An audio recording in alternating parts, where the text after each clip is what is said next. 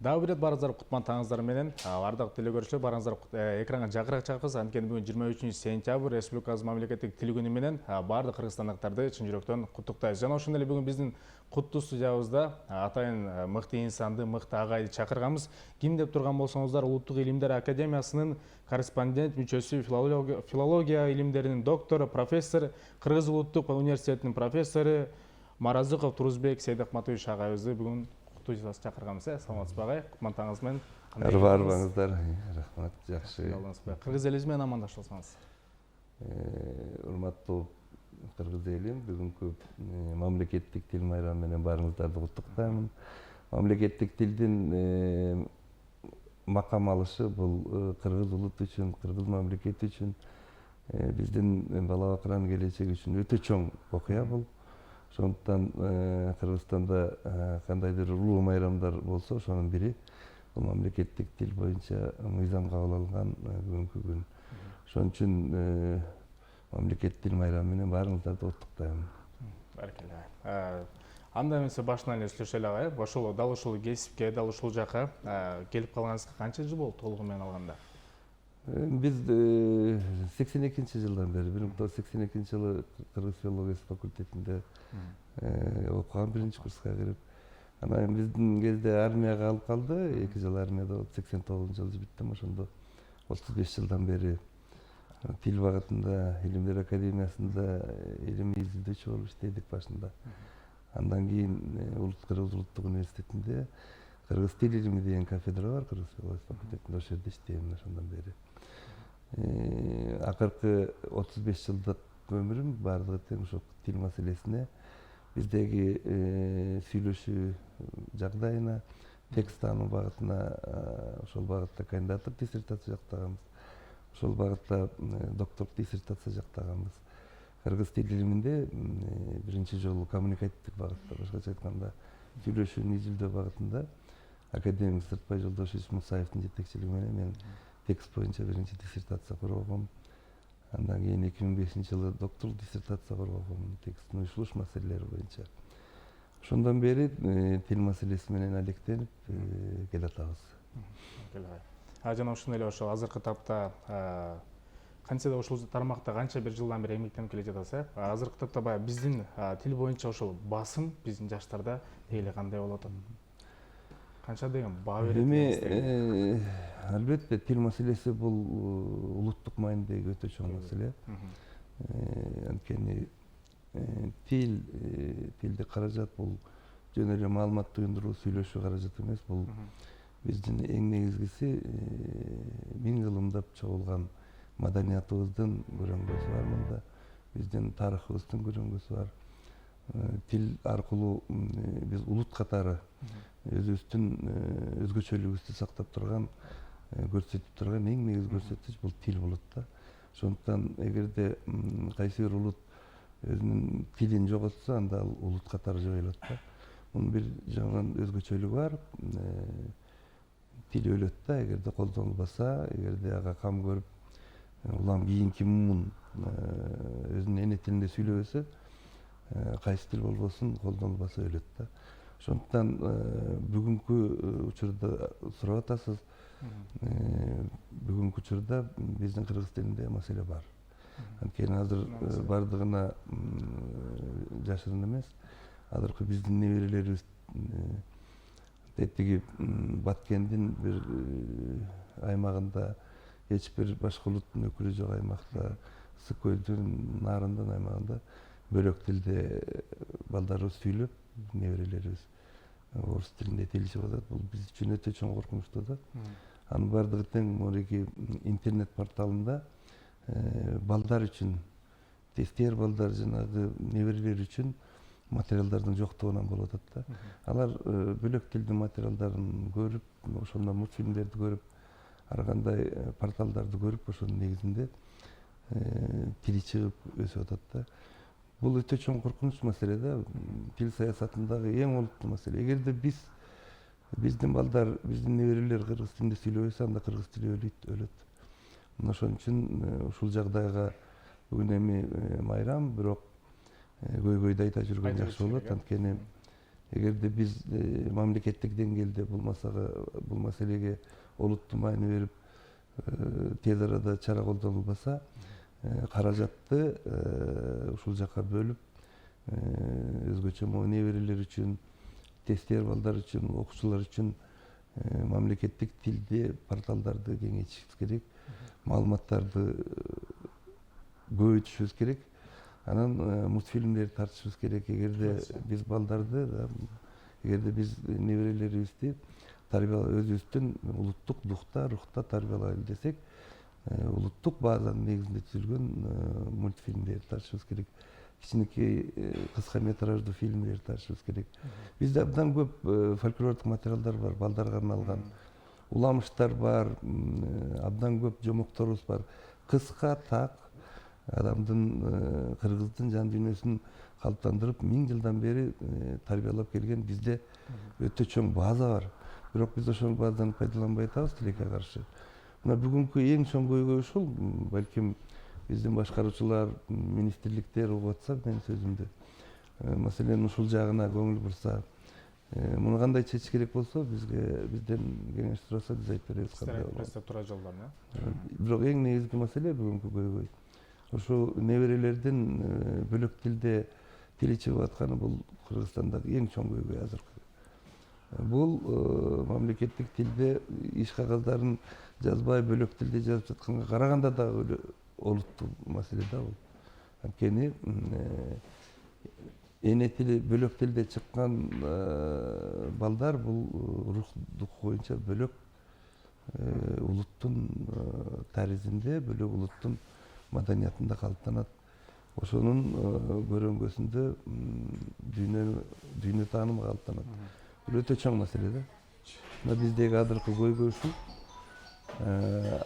Ал эми окутуу процессине келсек, жогорку окуу жайында окутуу процессине келсек, бул жерде да көйгөй бар. Анткени сиздер билесиздер, орто мектепте болсун, жогорку окуу жайында болсун, кыргыз тилди окутуу, бул тилдик каражаттарды окутуу, грамматиканы окутуу менен чектелүү да. А биз ата-бабабыздан бери, кылымдан бери келе жаткан сүйлөө маданиятын үйрөнүшүбүз керек. Жөнөкөй эле адамдар менен сүйлөшүүнү билбейт азыр. Муну коммуникативдик багытта, тилди коммуникативдик багытта үйрөтүү дейт да. Мына кичинекей балдарыбыз 5-6, 7-8 класс окуган балдар аксакал адамдар менен учурашканды билбейт. Анткени биздин программада жок андай маселелер. Кыргыздын маданиятында, кыргыздын рух дөөлөтүндө учурашуу, ал акыбал сурашуу, анан маекти улап сүйлөшүүнү үйрөтпөйбүз биз. Мына ушул маселе бар. Мен бул багытында сүйлөшүү деген эмне, анын кандай өзгөчөлүктөрү бар, анын кандай негизги белгилери бар, сүйлөшүүдө эмнеге, кандай тартиптер бар, кандай факторлор бар, эмнеге көңүл буруш керек деген багытта биз илимий эмгектерди жаздык. Бирок эми мындай болуш керек да, бул илимпоздор маселени жазып, негизги өзгөчөлүгүн аныктап берет. А бирок жана окутуу багытындагы, педагогика багытындагы адистерибиз ошол материалды орто мектепке, жогорку окуу жайына дагы окуу китептерине киргизиш керек эле, бирок бизде ушул жагынан маселе болуп атат. Эки чоң маселе бар да. Неберелерибиздин бөлөк тилде сүйлөп аткандыгы. Экинчи маселе кыргыз тилин окутуунун концепциясынын тескерилиги. Анткени кыргыз тилин окутуунун концепциясы азыр биздин пайдага чечилбей атат. Анткени анда ТВ штамга сөз айкашы сүйлөмдү үйрөтөт. Кантип сүйлөш керек, кантип ой жүгүртүш керек, кайсы жерде өзүн кандай алып жүрүш керек деген биздин каада салтка байланышкан, биздин байыркы элбиз да биз. Биздин өтө чоң маданий базабызга тиешелүү маселелерди окутпай атабыз да. Башкача айтканда, совет мезгилинде басым менен, кысым менен киргизилген окуу программасы эгемендик алгандан бери 30 жылдан бери биз ушул маселени айтып атабыз, бирок дагы деле уланып келатат. Ошон үчүн кыргыз тили сабагы, кыргыз адабият сабагы эң тажатма, эң начар сабак. Анткени мына азыр сиз билесиз, айыл жергесинде абал кандай экен? Айыл жергесинде аныктош, толуктош, парцеляция кылышын билбей туруп эле, бирок кыргызча ушундагы уюштуруп сүйлөгөн кишилер бар. Биз ошол жагына мындай тилди окутуунун багытын өзгөртүү жагына кетишибиз керек эле. Илимий база изилдөө жок дебеш керек, анткени бар академик Сыртбай Мусаевичтин кеп маданиятынын маселелери деген китеп бар. Сүйлөшүү маданияты кандай болуш керек, негизги билер кандай болуш керек. Эми ошол биздин да китептерибиз бар. Текст анын айрым маселелер деген. Сүйлөшүү анын негизги белгилерин, өзгөчөлүктөрүн, дүйнөлүк лингвистикадагы, дүйнөлүк тил илиминдеги, түркологиядагы өзүбүздүн рух дөөлөттөрүбүздө болгон өзгөчөлүктөрдүн баарын эске алып туруп биз эмгектерди жаздык. Бирок ошол эмгектер мектепте анан жогорку окуу жайында окутулбай жатат да. Окуу китеби катары чыгарылбай жатат. Менимче муну кийинки окумуштуулар эске алат болуш керек, эске алыш керек. Өзү илимдин тартиби ушундай да. Окумуштуулар изилдөөнү жүргүзөт, белгилүү бир багыт боюнча өзүнүн аныктамаларын берет, аны педагогика багытында окумуштуулар өндүрүшкө киргизиш керек. Ушул жагына маселе болуп атат. Тура агай, ушул жерден сизге бир суроо берем келет. Баягы өзгөртүү киргизиш керек дедиңиз. Мисалы үчүн кандай сунуштамаксыз? Жана ошондой эле баягы бизден сураганда балким биз айтмакчыбыз деп атасыз да агай. Сиз өзүңүздөр сунуштап барып айтып көрдүңүздөрбү?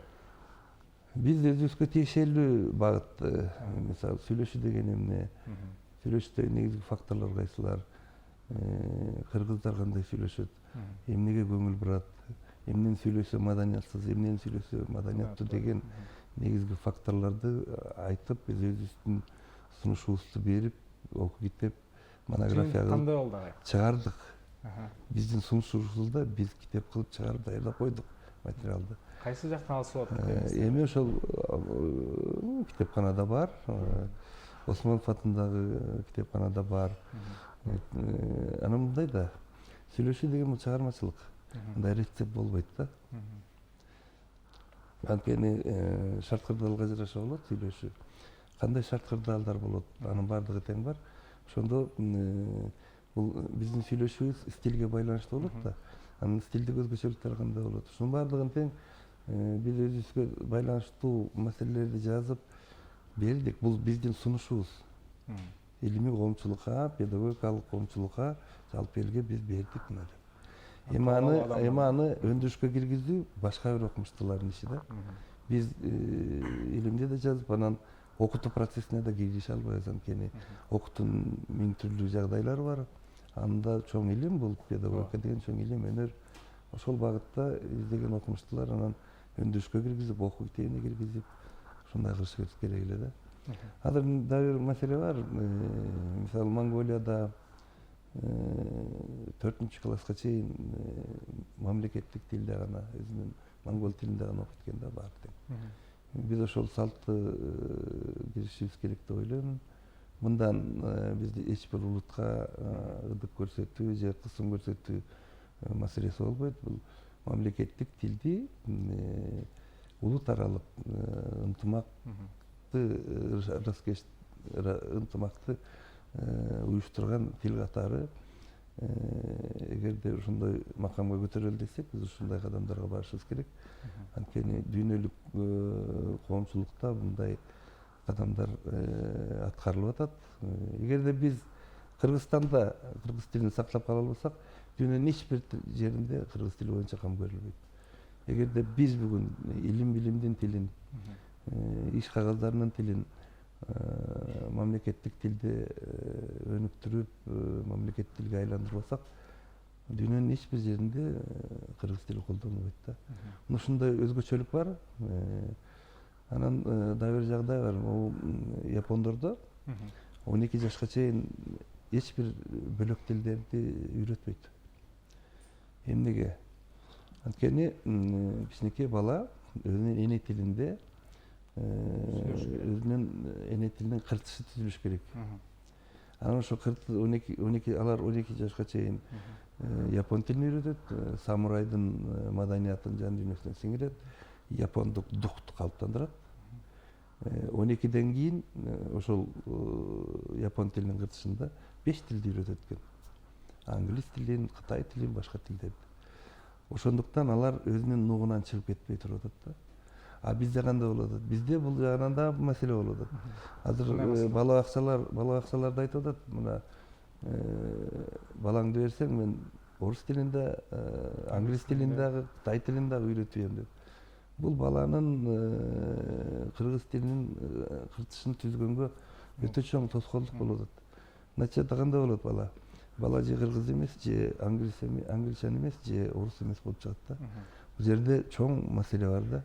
Бул дагы жанагы тил маселесинин адамдын тагдырына, адамдын кийинки өмүр жолуна таасир этип турган өтө чоң жагдайлар бар. Эгерде биздин неберелерибиз, биздин кийинки муун буга чейин миң кылымда түзүлүп келген рухий байлыкты, рухий дөөлөттөрдү өзүнүн жан дүйнөсүнө сиңире албаса, анда улут катары биздин андан ары өнүгүп, андан ары буга чейинки дөөлөттөрдү байытып, кошумчалап кетүү жөрөлгөбүз жокко чыгат да. Мына ошон менен тил аркылуу улут жашайт, улут өнүгөт да. Эгерде биздин эң негизги факторубуз тилибиз жок болсо, анда улут бардык жактан бөксөрөт. Бул мындай да, эгерде көлгө булак куюп турбаса, көл соглойт, ошол сыяктуу. Ар бир кыргыз тилинде, эне тилинде сүйлөгөн бала бул эне тил көлүнө кошулган булак деп эсептесек болот да. А биздин булагыбыз улам солуп баратат. Дагы бир маселе болуп атат, мына миграция жагы. Бала акырасын алып башка өлкөлөргө кетип атат. Ал кыргыздын эң мыкты генофонду жоготууга учурап атабыз да. Тилек бактыга жараша азыр акыркы 3 жылда экономикалык жактан дагы, маданий жактан дагы биздин коомдо чоң өзгөрүүлөр болуп атат. Мисалы кандай? Ошол миграция жагы пастап атат.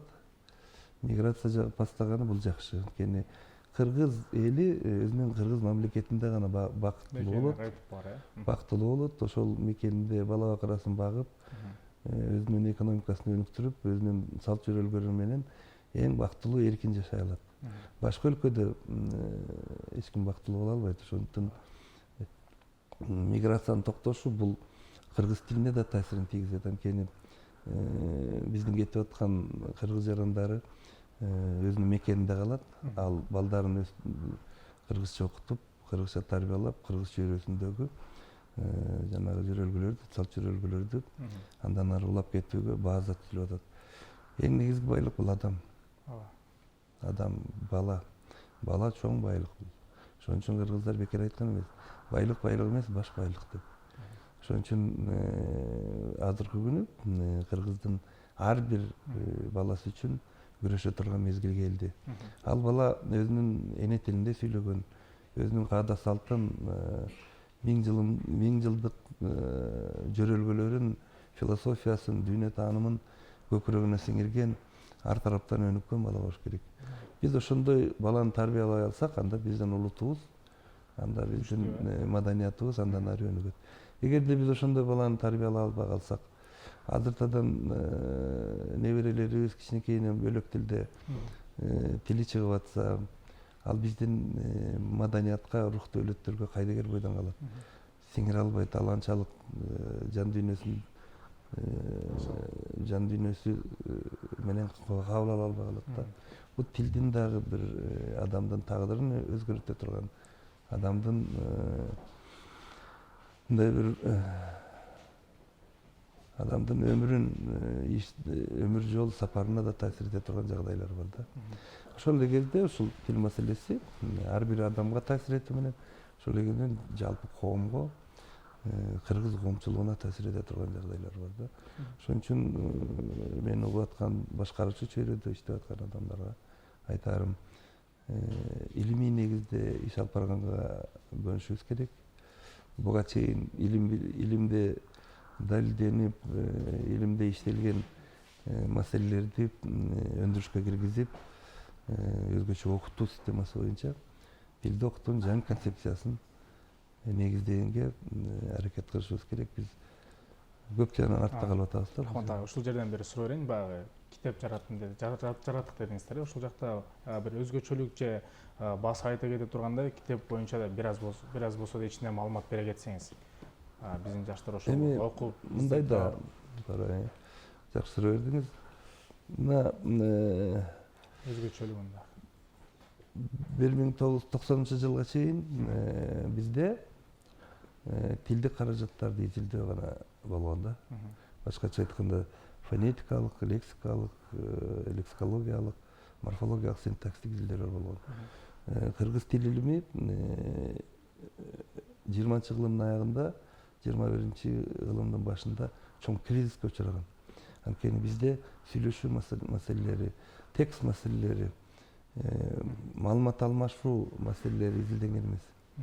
Мына ошол КНМТни толуктоо маселе багытында биз 90-жылдары академик Сыртбай Мусаев агайым мага ушундай тема берген, текст боюнча изилдөө. Биз ошол текстти изилдеп, текст деген эмне? Биз сүйлөшкөндө тексттер аркылуу сүйлөшөбүз. Кандайдыр ойду, маалыматты туюндурган, сүйлөшүүнү ишке ашырган бирдик текст болот. Азыр биз сүйлөшүп атабыз, биз тексттер аркылуу сүйлөшүп атабыз. Ушул процессти, вот сүйлөшүү кандай этаптардан турат, кандай өзгөчөлүктөрдөн турат, ага кандай факторлор таасир этет, эмнени эске алыш керек, маалымат алмашканда чөйрөлөр болот. Ошол чөйрөлөрдө өзүнүн кандай маалыматтар орундуу болот, кандай маалыматтар орунсуз болот деген маселенин баардыгын тек 1990 бери иликтеп ошол багытта кандидаттык диссертация, андан докторлук диссертация кылып изилдөөлөр жүргүздүк. Колдон келишинче биз ушул багытта эмгектер жаздык. Себеби бизде мурда болбогон, окутулбаган, бизде мурда сөз болбогон нерселердин баардыгын ошол жерге киргизип жаздык да. Анан эми идея боюнча ошол маселелер өндүрүшкө кириш керек болчу да, орто мектепке, жогорку окуу жайында. Бирок тилекке каршы азырынча грамматиканы окутуу менен чектелип атат. Биз эрежелерди жаттатып атабыз курулай. Аныктош деген эмне, толуктош деген эмне. А сүйлөшүү, улут катары өзүбүздүн маданиятыбыз кандай болот, адамга кылган маданиятыбыз кандай, аял затына кандай мамиле кылабыз, аял затына кантип сүйлөшүш керек, улуу адамдарга кантип сүйлөшүш керек деген маселелерди биз үйрөтпөй атабыз балдарга. Бул биздеги азыркы Кыргыз мамлекетинде эң чоң кемчилик болуп атат да. Бизде билим берүү академиясы бар. Биз ошол жака дагы чогулуштарына барып, сунуштарды айтып, тилди окутуунун концепциясын өзгөртүш керек. Биз каражат деле үйрөтүп атабыз. Негизги ал каражатты пайдаланып сүйлөгөндү үйрөтпөй атабыз. Негизгиси тил илиминин эң негизги максаты бул тилдик каражаттарды үйрөтүү эмес. Тилдик каражаттардын таятын өздөштүрүү менен мыкты сүйлөгөндү, маданияттуу сүйлөгөндү үйрөтүү. Тил илиминин негизги максаты ошол да. Биз ошол негизги максаттарды чечкенге аракет кылып жүрүп атабыз. Агай, чынында сизге чоң рахмат. Биз билбеген маалыматтарды сизден алдык десек болот. Ошондой эле биздин куттуу студиябызга келип, Кыргыз элибизди куттуктап, жакшы бир маектериңизди берип кеткениңизге сизге чоң рахмат дейли. Жана ошондой эле сизге эркин микрофон. Урматтуу калайык калк, эгерде биз Кыргыз мамлекетинде кыргыз тили түбөлүп жашасын десек, улуттун рухун, маданиятын түптөгөн тил катары мындай бир түбөлүп кызмат кылсын десек, анда биз биринчи кезекте балдарыбызды кыргыз тилинде окутушубуз керек. Бул тагдыр чечүүчү маселе. Экинчиден неберелерибизди кыргыз тилинде, өзүнүн эне тилинде тили чыкканга кам көрүшүбүз керек. Ушул эки жагдайды кээ бир биздин жарандарыбыз ойлойт, бөлөк тилде окуса балам мындай бир кыйын болот же болбосо. Бул өтө жаңылыш көз караш. Ошондуктан өзүбүздүн нукта, өзүбүздүн рухту өлөттө балдарды тарбиялаганга ар бир ата эне кам көрүш керек деп ойлойм. Баардыгыңыздарга ийгилик каалайм. Чоң рахмат, ишиңизге ийгилик. Бүгүн биздин куттуу студиябызда Улуттук илимдер академиясынын корреспондент мүчөсү, филология илимдеринин доктору, профессор, Кыргыз улуттук университетинин профессору Маразыков Турузбек Сейдахматович болду. Ага сизге чоң рахмат, бар болуңуз, ишиңизге ийгилик. Бизде сонун клип бар, сонун клиптен кийин кайрадан маегибизди уламакчыбыз.